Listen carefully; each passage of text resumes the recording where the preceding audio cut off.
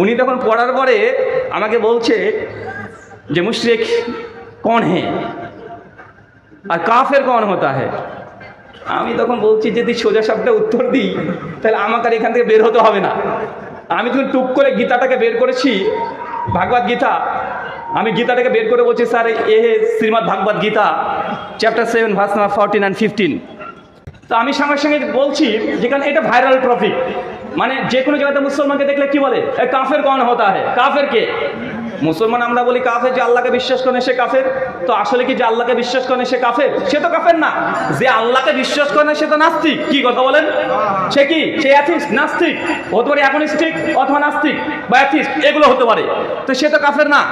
আমি তখন বললাম Shrimad Bhagavad Gita chapter 7 verse 14 and 15 ওখানে পরিষ্কারভাবে লেখা আছে, ভগবান শ্রীকৃষ্ণ বলছে যে আমাকে বিশ্বাস করে না সে ব্যক্তি হচ্ছে আসুরাং ভাবা স্মৃতাহা, সে ব্যক্তি হচ্ছে অসুর। কি বলেন তো ভাইজান, কথা বলেন। যে ভগবান শ্রীকৃষ্ণকে স্রষ্টা গড বিশ্বাস করে না সে ব্যক্তিকে শ্রীকৃষ্ণ বলছেন আসুরাং ভাবা স্মৃতাহা নমাং দুষ্কৃতিনাং মূঢ়াহা প্রপাধ্যান্তে নরাধমাহা মায়া প্রভুতগণাহা আসুরাং ভাবা স্মৃতাহা।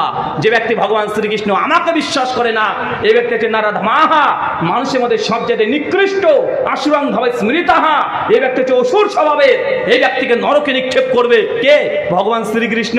আমি বলছি যে স্যার এই যে কাফের যে শব্দ এর যে সংস্কৃত করা হয় তাহলে হবে হচ্ছে অসুর। উনি তখন আমার দিকে তাকায় বারবার, আর আমি যখন গীতা বের করেছি উনি অবাক যে মৌলভী সাহেব এর কাছে আর গীতা।